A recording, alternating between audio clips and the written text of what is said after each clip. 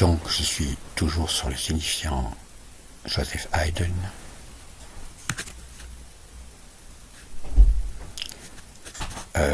Que j'ai adressé, on va dire, au personnage, à la fois le personnage dans mon imaginaire et la personne réelle qui a pris pour pseudo Shakti en laissant certaines traces sur la toile internet via son site.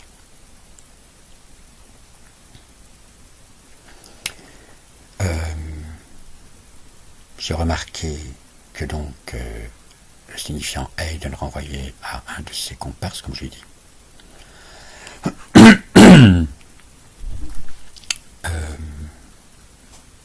Qu'il renvoyait aussi à la période classique en tant qu'elle est à différencier nettement du style romantique.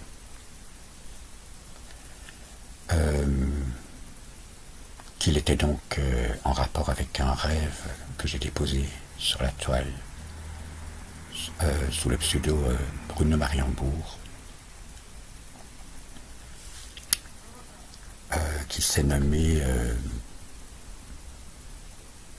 un stage de musique.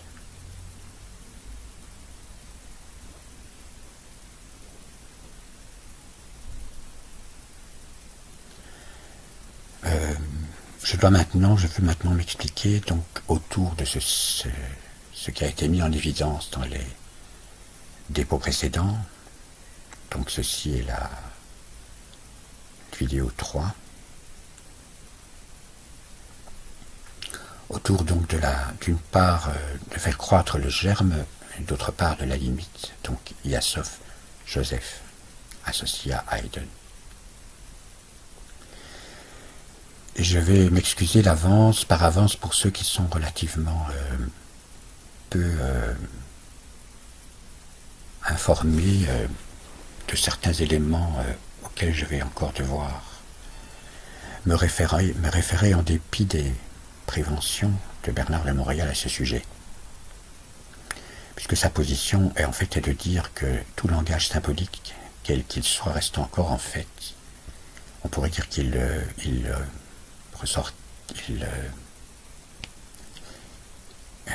provient d'une zone intermédiaire que je renomme moi personnellement astral-psychique.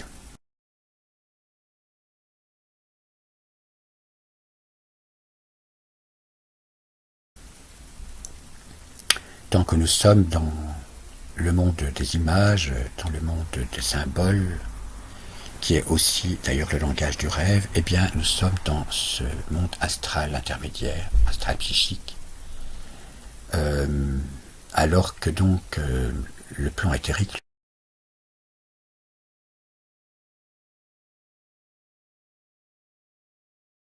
lui se dégage totalement de cette contrainte, on pourrait dire d'une certaine manière, qui renvoie encore aux limites matérielles et donc aux limites de l'espace et du temps, c'est-à-dire une forme d'enfermement dans certaines catégories relatives à notre espace-temps. Pour nous dégager, on pourrait dire, pour sortir de la caverne de Platon, de cette limite des 500, nous devons remonter à l'idée et donc nous dégager de toutes les images. Bien. Ceci est donc en fait implicitement aussi une critique de la Kabbale, puisque la Kabbale, et donc je disais je m'excuse parce que je vais devoir quand même encore m'y référer, je viens de cet univers-là, et je ne peux pas totalement, on pourrait dire, faire comme si ça n'avait jamais existé, juste pour m'en dégager. Donc je disais, dans cet univers symbolique, qui est donc tout ce monde des images, et donc notamment la symbolique des lettres hébraïques, et notamment donc pour ce qui concerne la Kabbale, en particulier l'arbre séphirotique. Donc je vais m'excuser pour ceux qui ne sont pas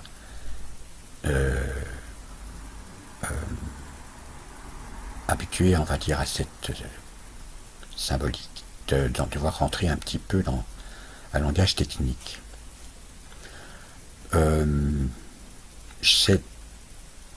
Donc autour de cette question, comme je l'ai dit, paradoxalement, de la limite.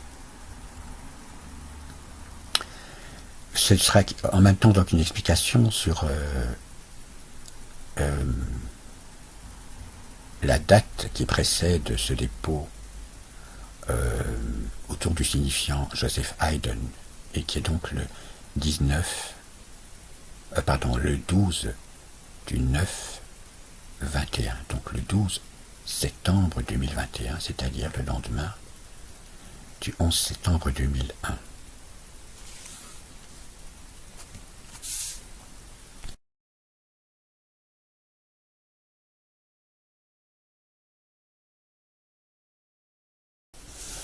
Ce qui précède est une représentation à la fois des 3 tours écroulés lors des événements du 11 septembre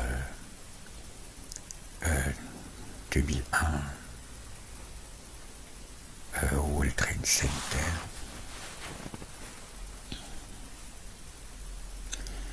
Et une représentation de l'arbre séphirotique, compte tenu de ce que je proposais précédemment, en parlant tant des religions que des spiritualités, en disant qu'elles étaient toutes infiltrées également par les négatifs.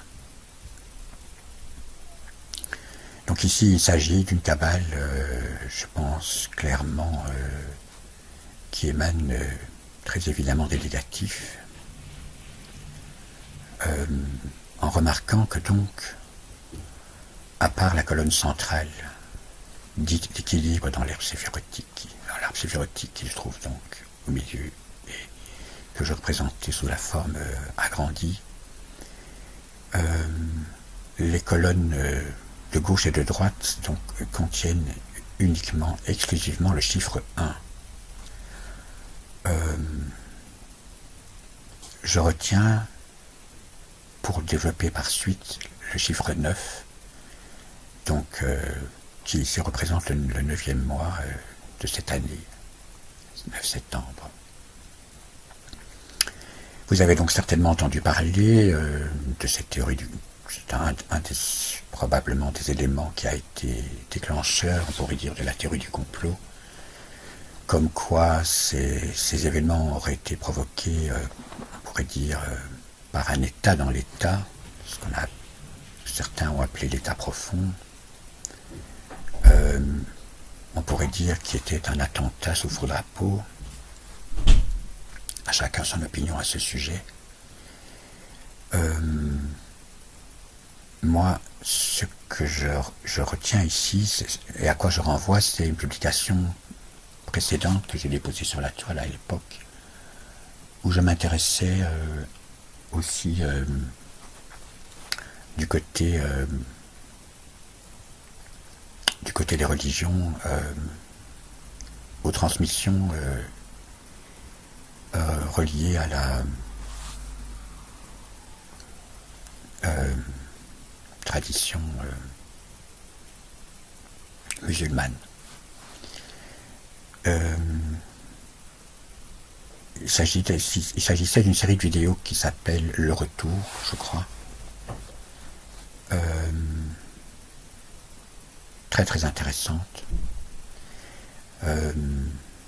selon mon souvenir, et qui donc proposait cette idée selon laquelle, en fait, le 11 septembre, s'il a effectivement été le résultat donc d'un attentat sous faux drapeau,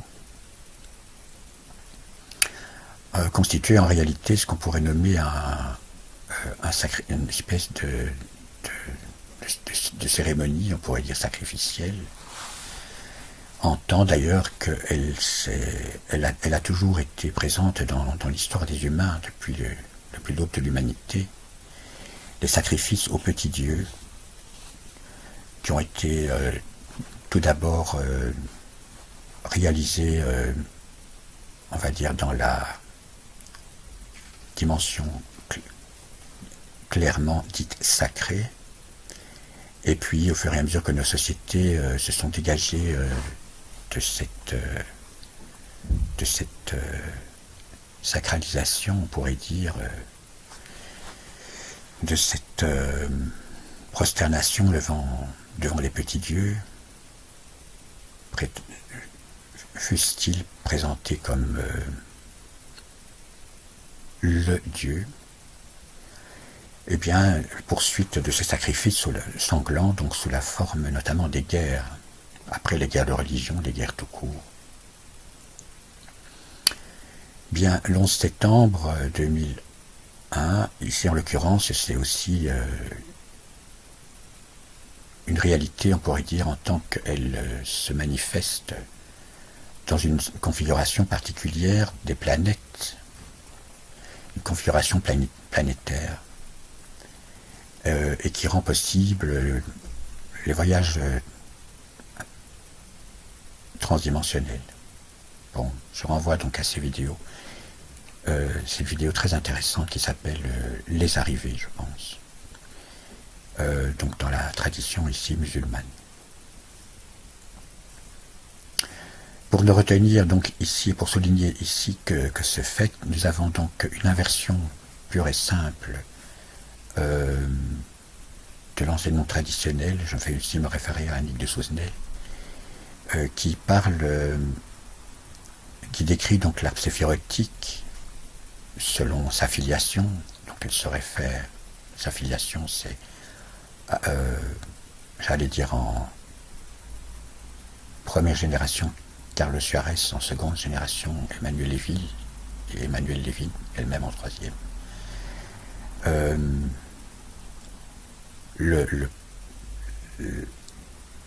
La partie droite de l'arbre est dite pôle de sagesse, Orkma, sagesse, pôle masculin, et la partie gauche est dite Bina, rigueur, pôle féminin. Et dans cette configuration particulière, le féminin dit rigoureux, c'est tout simplement l'entrée dans la forme, la rigueur de la forme, pour ce qui concerne dans l'inscription dans l'espace-temps. Alors que donc Rokma, sagesse, c'est plutôt, on pourrait dire, la vision encore qui n'est pas encore confrontée à ce monde spatio-temporel, donc ce masculin sagesse. La rigueur de la forme féminin, la vision, on pourrait dire, de la sagesse masculin, eh bien, dans le renversement de la tradition, le masculin devient rigoureux et le féminin devient, on pourrait dire, sentimental d'une certaine manière. Et c'est là que nous pouvons déjà faire la relation dont je parlais avec ce rêve, où les questions d'un Joseph Haydn, en tant qu'il s'oppose, qu'il se différencie nettement de la période qui s'en est suivie avec le romantisme, puisque le romantisme, c'est le règne de l'émotionnel, hein, c'est le déferlement quelque part de l'émotionnel.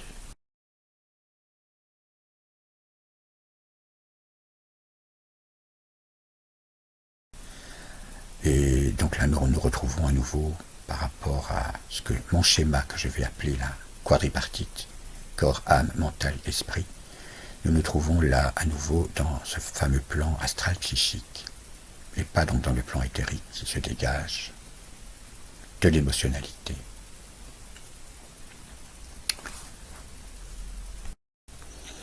Le problème, c'est qu'il ne suffit pas de souhaiter, on pourrait dire, ne pas choir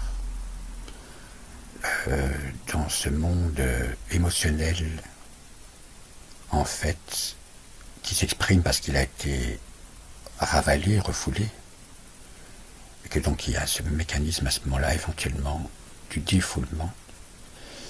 Il ne suffit pas de cela pour être sorti de l'auberge, si je puis dire. Parce que, de la même manière que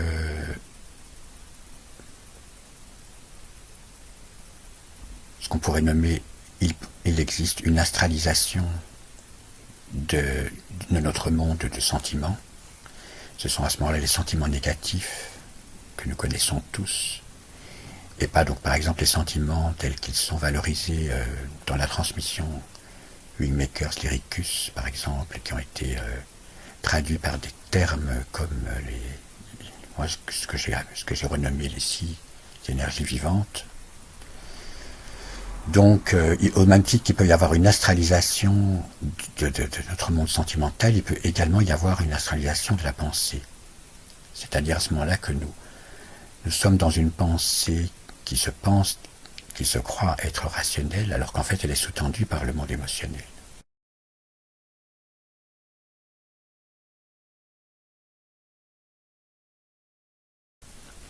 Ce que Bernard de Montréal nomme pensée astralisée. Et donc pourquoi j'en arrive à ça? Parce que précisément, c'est la raison pour laquelle j'ai fait précéder ici le titre Joseph Haydn par 12-9-21, parce que le 12 septembre 2021, quelques jours après avoir écrit à Shakti,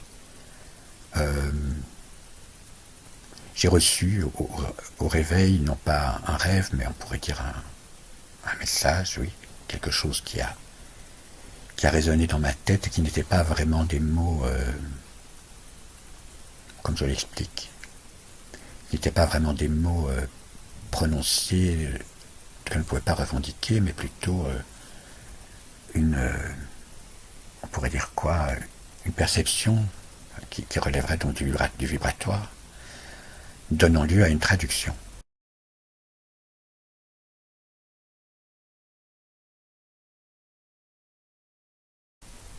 Bien. Et donc, ce que j'en avais traduit, et qui va donc exemplifier ce que je viens de dire à propos de l'astralisation de la pensée. Je le retrouve ici, je le cite. Non, c'est pas là. Où est-ce que ça se situe? Ici. Donc j'ai fait un dépôt vidéophonique pour moi-même, le 12 septembre 2021, et le message que j'ai traduit avec des mots alors que la racine est vibratoire, c'est de nouvelles explications tardives, toujours mensongères.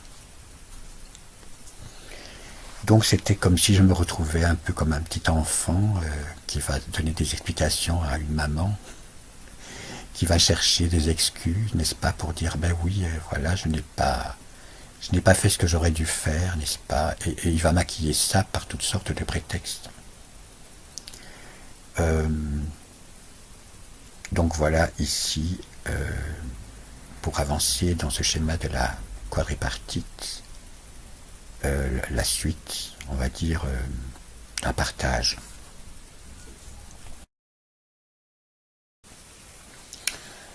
Alors j'ajoute que, commençant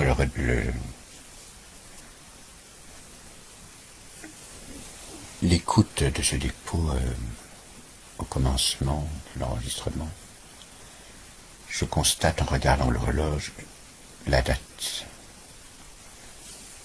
12-09-21. Et je réalise qu'en fait, donc le lendemain du 11 septembre 2001, qui est donc maintenant ici le 12 septembre 2021, par rapport à mes derniers dépôts sur le site Résonance, il y avait cette mise en regard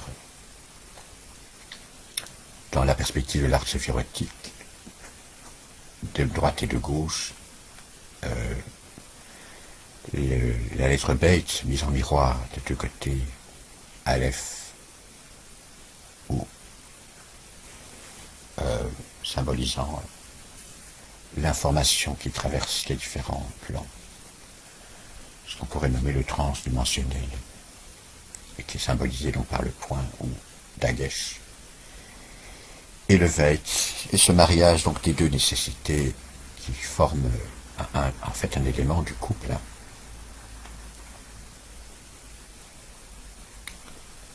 Donc côté gauche 12 et puis côté droit 21. On a là une parfaite représentation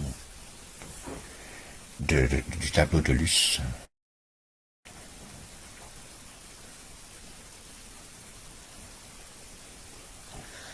Alors le 9, je ne sais pas. Je dirais que le 8 était peut-être la représentation la plus complète.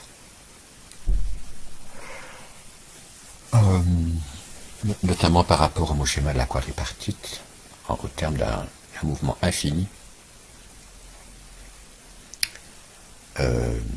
L'échange, on pourrait dire, entre le haut et le bas. Je crois que ça représente, c'est une lettre qui doit représenter l'infini aussi, je sais plus très bien en mathématiques.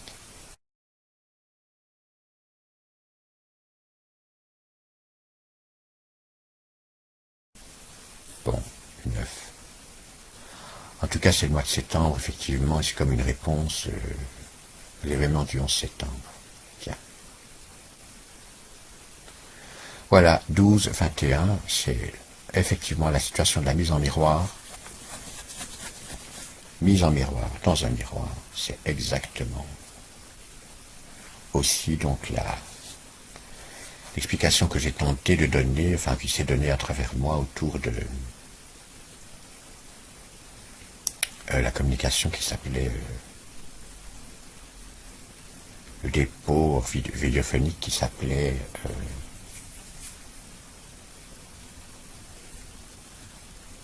tremblement de terre et massage cardiaque au bord d'une piscine. Je pense qu'il doit comporter, enfin pour la partie introduction, une lecture des lettres Beit et Reich en miroir. Non, qu'est-ce que je raconte? Des lettres Shia et Reich mises en miroir. Autour du cantique des cantiques. Shia Asherim.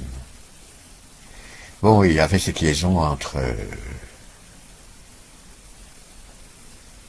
la Kabbale, James,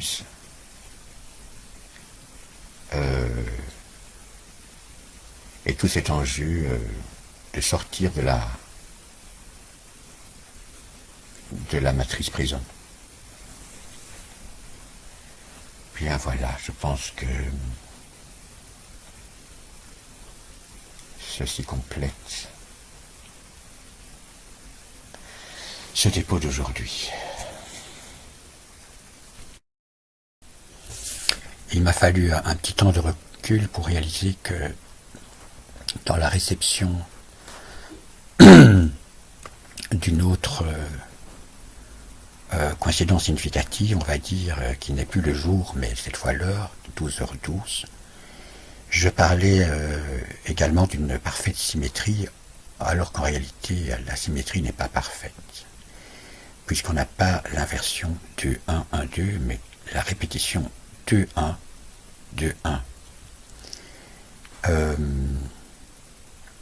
Et qui donc, j'ai dit, m'a demandé un peu de temps de recul pour pouvoir faire la traduction, réaliser qu'il y avait une erreur, on pourrait dire, dans mon raisonnement. Puisque je répète, nous sommes toujours ici au niveau de traduction en termes d'idées de quelque chose qui relève du symbolique, et que c'est précisément cela, me semble-t-il, en tout cas c'est ma compréhension, de ce que Bernard de Montréal définit comme le supramental. Au fond, le mental étant donc toujours dans le monde piégé, on pourrait dire, dans le monde de la forme, dans le monde de l'image, comme je l'ai dit. Donc pour exemplifier cela, et ce sera la liaison avec l'arbre séphirotique, l'image qui suit. Donc dans les schémas de la quadripartite, on voit que le mental peut être inspiré, c'est-à-dire donc à ce moment-là il est informé par le plan qu'on pourrait nommer éthérique, donc c'est un plan vibratoire qui relève du monde, comment on pourrait dire ça, on pourrait dire de la source impolluée, ou alors, donc point tourné vers le bas, c'est donc la partie grisée à ce moment-là, il sera plutôt informé par les mémoriels. En fait, le plan astral psychique, c'est essentiellement trois régions, le haut astral, le médian et le bas astral, et c'est, selon Bernard de Montréal, et pas mal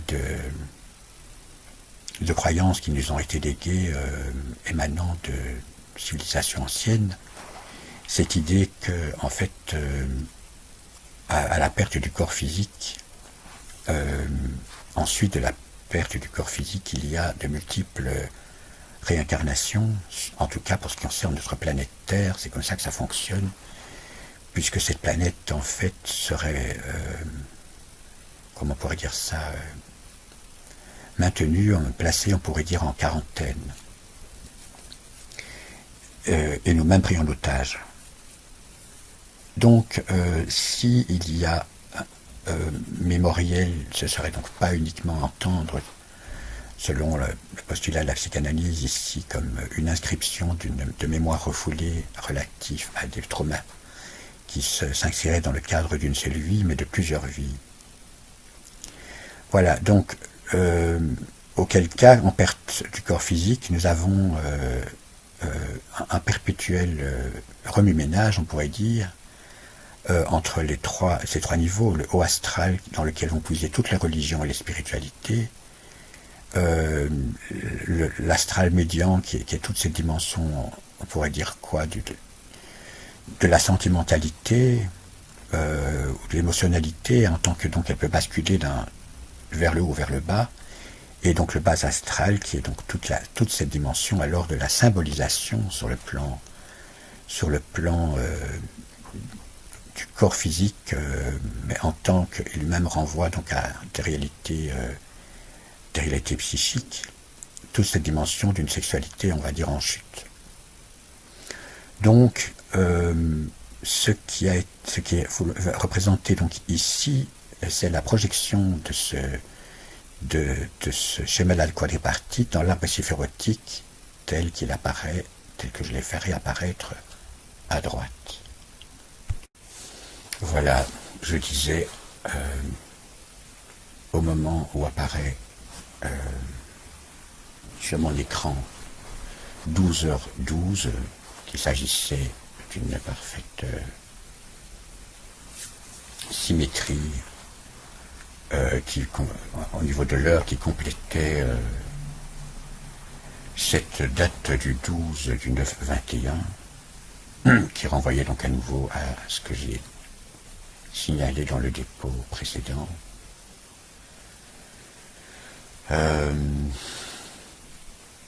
Et que donc je prenais conscience de cela alors que le câble de mon écouteur était toujours branché, ce qui signalait un enregistrement inaudible que j'ai encadré en rouge ici sur l'image, le fond d'écran.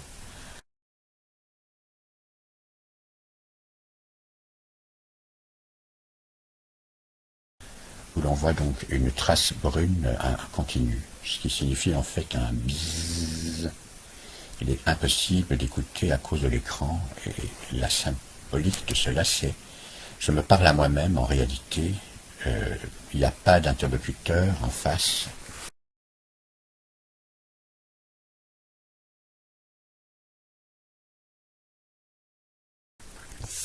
Voilà, je vais conclure cette troisième vidéo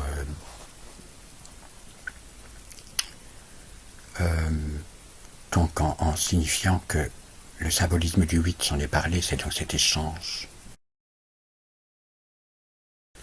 cette circulation, on va dire, entre le triangle supérieur, qui correspond donc à la partie supérieure de l'arbre séphirotique, en tant qu'il va, on pourrait dire quoi, féconder, vivre un mariage avec le triangle médian. Donc c'est tout le travail, on pourrait dire quoi,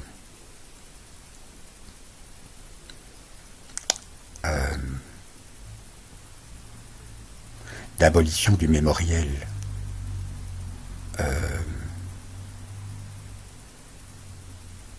en tant qu'il s'inscrit dans le langage, le langage lui-même ayant une influence directe sur le monde sentimental et émotionnel. Donc ça, c'est le mariage du triangle 3 avec le triangle 2, où nous voyons reconstituer la fameuse étoile de David. Donc, mariage au niveau du plan de l'âme. Et puis alors, de la même manière, mariage au niveau du corps, ça c'est l'effacement du mémoriel en tant qu'il s'inscrit jusque dans la mémoire cellulaire,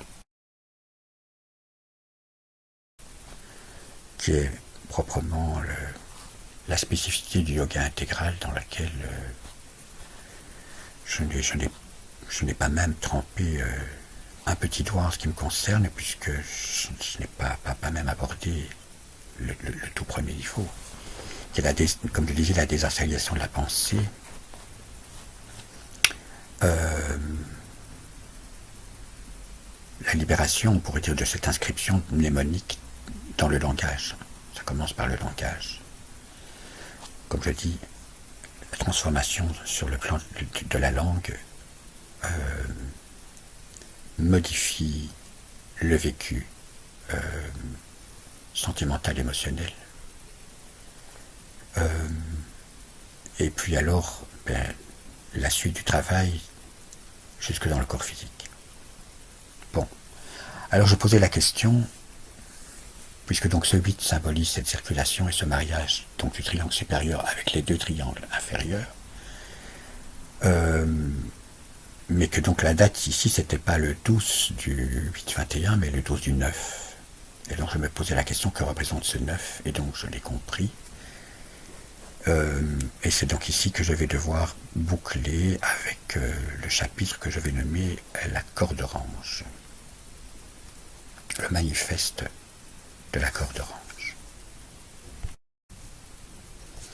Depuis le début de l'obligation de port du masque, je refuse de porter le masque. J'ai dit, je ne porte pas le masque du mensonge, je porte la corde d'étranglement de nos libertés.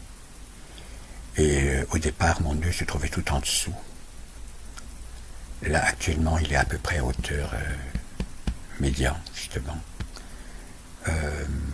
Et donc, je dis que si on rend le vaccin obligatoire, ici en Belgique, je mettrai mon nœud jusqu'au cou. Et je suis même pas sûr que je resterai sur cette planète en signe de protestation. On pourrait dire que ma disparition fera acte politique, d'une certaine manière, fera un certain bruit. En tout cas, ce sera mon souhait. Sachant que je ne fais pas fédération pour des manifestations dans la rue, mais je manifeste mon refus de complicité avec l'installation d'une dictature à l'échelle mondiale, à titre individuel.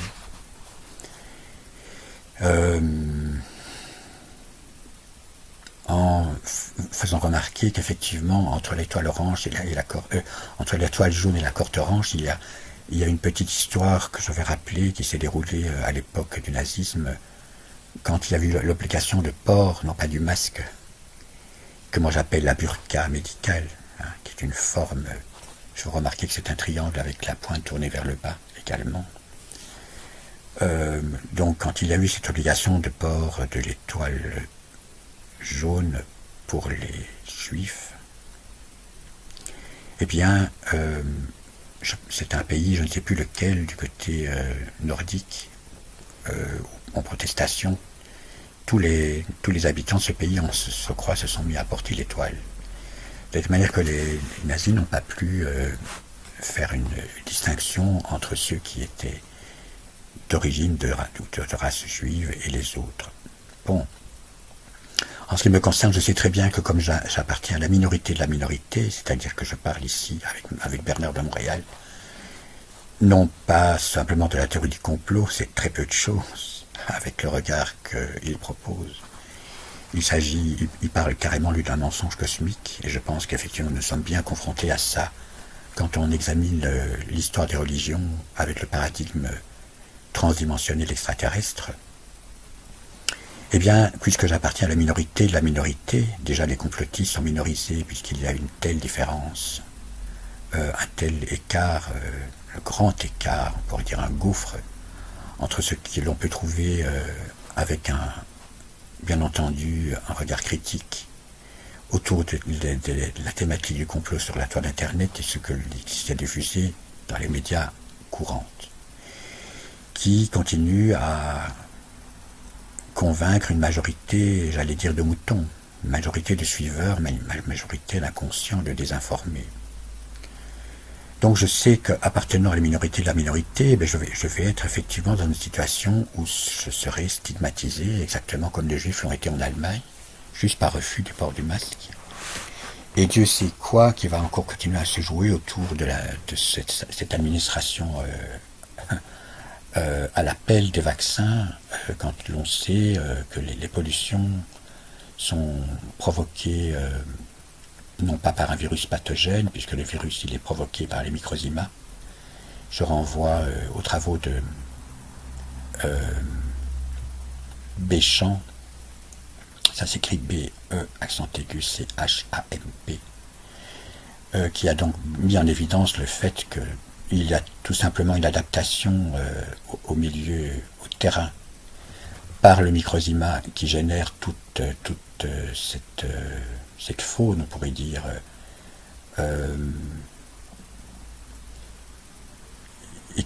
alors que le problème donc à régler, bien entendu, c'est s'il y a un problème magistral à régler, c'est le déséquilibre systémique.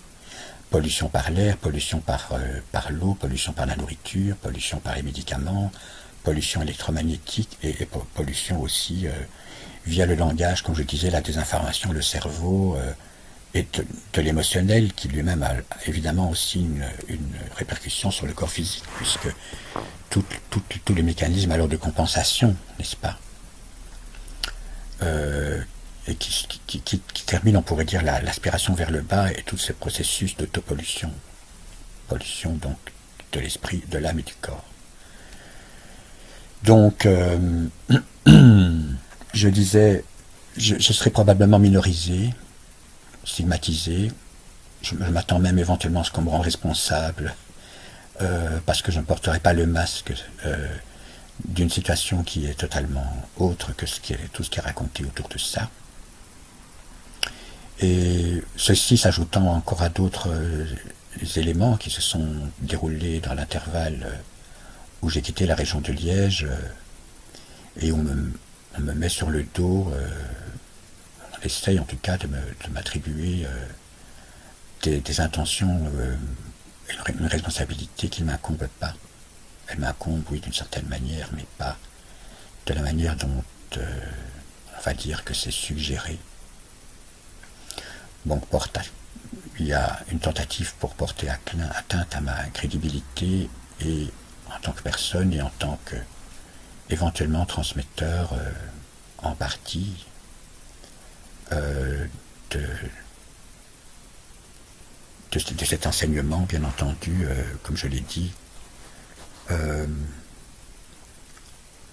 en face duquel je ne suis pas à la hauteur, j'ai jamais prétendu l'être. Donc, je porte la corde orange, donc je disais, en signe de protestation, de non-collaboration, de non-consentement avec l'installation d'une dictature à l'échelle mondialisée pseudo-médicale. J'invite tous les citoyens à se responsabiliser en contrebalançant les informations univoques qui sont diffusées en masse dans les médias officiels, de les contrebalancer en faisant une enquête critique sur ce qui se dit sur la toile Internet, et en particulier pour cette falaise du virus pathogène, donc une revisitation de l'histoire de la médecine, donc autour de ce qui s'est joué au fin du XIXe siècle en face de ce monsieur Pasteur, l'imposteur, donc les découvertes faramineuses de monsieur Béchamp. Entre parenthèses, avec ces microzymas qui sont des comment on pourrait appeler ça, ce sont des points lumineux, hein. J'ai pensé à un moment donné, parce que dans mon schéma de la quadripartite, je pourrais tout à fait mettre le plan supérieur qui est donc lumineux, on pourrait dire supraluminique, je ne sais pas comment dire moi. Je pourrais le mettre à la base de la pyramide, avant le plan physique, puisque la théorie officielle, c'est une organisation, une complexification des particules élémentaires qui générait de la complexité, donc minéral, végétal, tout ce plan émotionnel, animal et humain, donc le plan qui va conduire donc jusqu'au langagier. Et puis alors, dernier étage. Bon, on pourrait se représenter le microzima un peu comme en fait, l'interface qui travaille à la création du vivant, donc à partir des particules élémentaires. La création du vivant,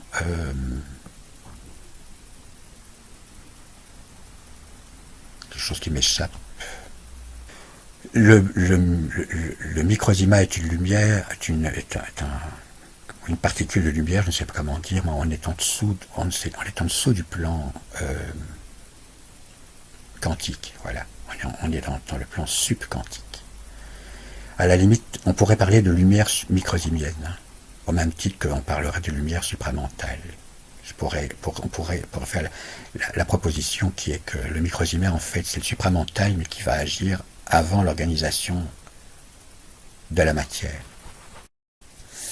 Le collectif enseignant l'Héricus appelle cela les structures non dérivatives de l'information, SNDI,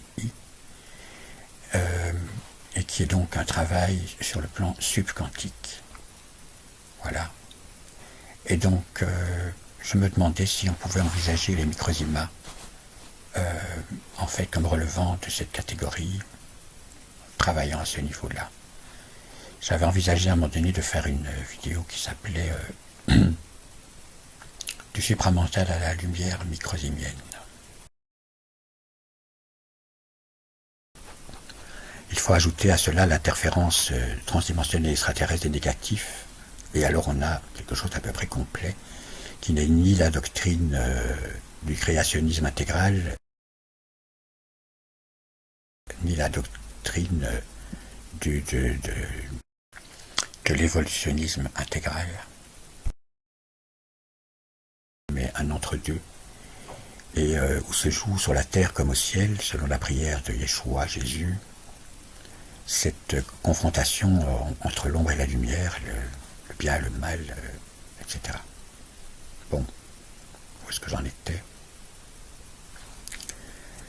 Oui, donc je disais que chacun fasse enquête sur les découvertes de Béchamp et qu'il puisse faire éventuellement la liaison avec ce schéma de la quadripartite que je propose, et qui est donc une facilitation pour découvrir les textes de Bernard de Montréal.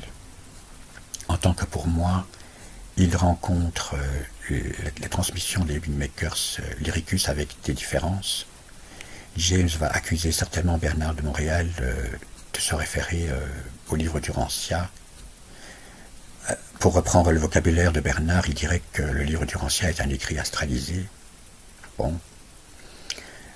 Ok, il y a ce genre d'antinomie, on va dire, mais en tout cas, pour Bernard de Montréal, comme pour la source Makers Lyricus, comme pour Sri Aurobindo et Mère,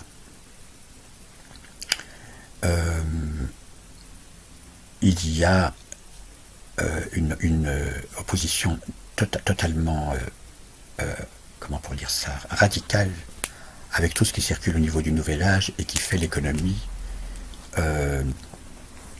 de ce plan intermédiaire astral psychique pour le faire se confondre avec le plan éthérique. On se retrouve dans un système binaire complètement primitif et primaire, et donc là effectivement ça ne peut pas fonctionner.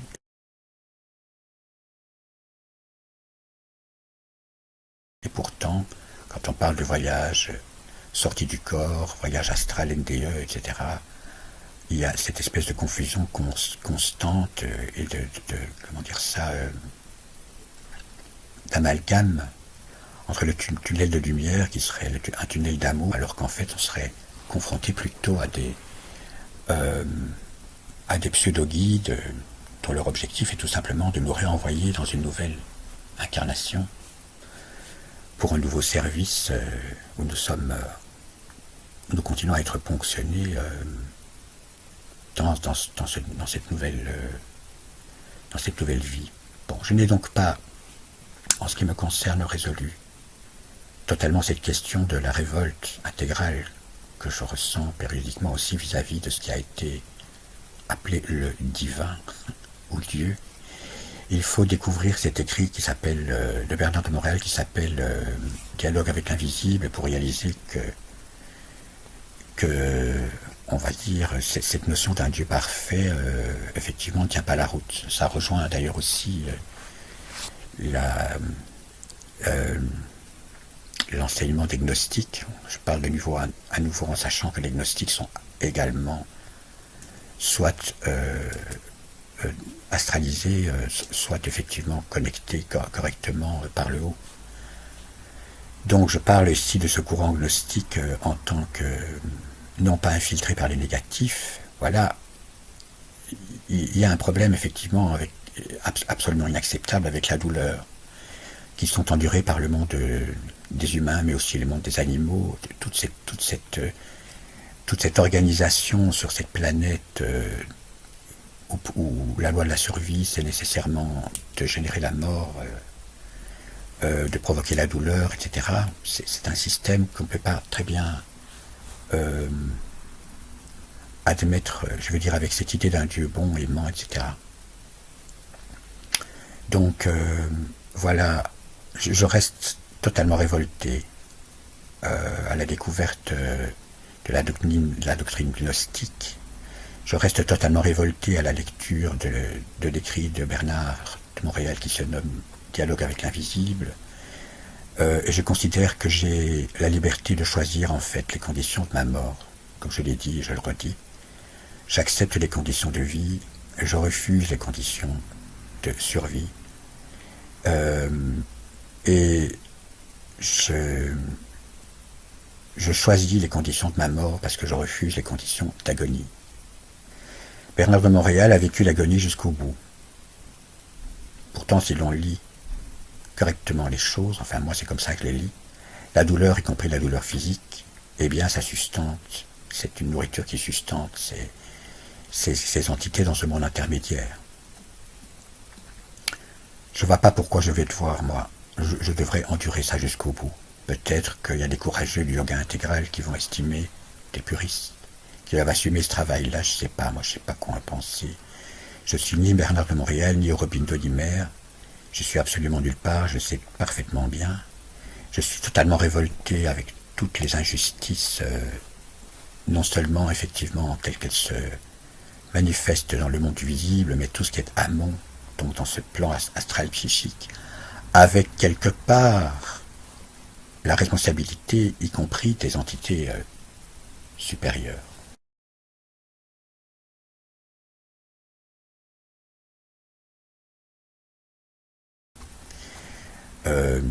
Donc confère le livre Dialogue avec l'invisible que j'ai mentionné. Donc je ne demande pas l'autorisation pour m'en aller au Dieu des religions du livre, puisque ce Dieu des religions du livre, c'est Yahvé, enfin la récupération plutôt de Yahvé, qui n'a rien à voir avec Yahvé, c'est les négatifs, c'est Anunnaki. Donc je ne demande pas l'autorisation au Dieu des religions du livre pour quitter mon corps physique. Je ne demande pas non plus l'autorisation au corps médical, qui n'a plus ma confiance depuis bien longtemps. En plus, qui me propose un départ en douceur, n'est-ce pas? Oui, un départ en douceur, non, je n'ai pas besoin d'un départ en douceur, j'ai besoin d'un petit dessert, avant de plonger dans le couloir de soi-disant lumière, de tout amour, etc. Je n'ai rien besoin de tout ça, je peux décider que je fais d'une pierre deux coups, éventuellement, et que donc, simultanément, je proteste contre l'imposition du vaccin, et je dis bye bye, je vous laisse avec votre complicité pour cette installation de cet univers carcéral, mondialisé avec votre complicité. Bon, voilà ce que symboliserait éventuellement ce 9, puisque le port de la corde orange, c'est que j'ai effectivement la boucle autour du cou. Actuellement, elle est à cette hauteur-là, et puis alors il y a la partie du dessous qui pense. Alors ça dessine bien effectivement un 9, qui est donc ma corde orange. Je ne sais pas donc comment les choses vont évoluer, mais en tout cas, ce qui est certain, c'est que je ne porterai plus jamais le masque. Je l'ai porté quelques fois.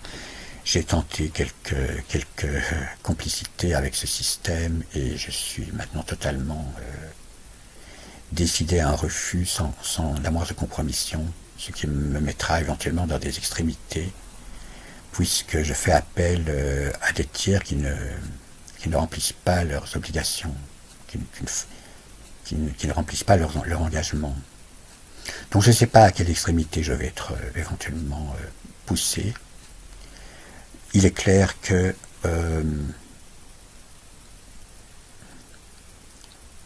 de toute façon, je vais mourir, puisque je suis loin des... Comment on pourrait dire ça, loin de l'œuvre qui se nomme Yoga Intégral, et que quand bien même je serai sur cette route, je n'ai pas le courage, je l'avoue, je ne supporte pas la souffrance physique. Je suis scandalisé de cette chose-là que nous devons compenser par rapport à une expérimentation qui a mal tourné.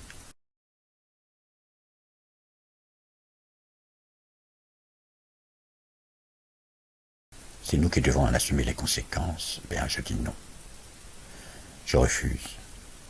Ou alors peut-être que quelque chose va changer dans ce processus de la communication, donc du 9 vers le 8, j'en sais rien. Là, actuellement pour moi, et Bernard, le copain Bernard dira qu'il s'agit d'une astralisation de ma pensée. Je considère que quitter mon corps physique, ça peut être un choix parfaitement, comment dire ça, assumé, ou un choix effectivement contraint, parce que d'une certaine manière, comme je dis, je ne peux pas compter sur une résistance citoyenne, j'allais dire en soutien. Je suis seul à porter cette corde. Je ne suis pas dans la situation de ce que j'ai parlé là, à propos de le port du masque. À l'époque, pardon, c'est pas le port du masque, c'était le port de l'étoile.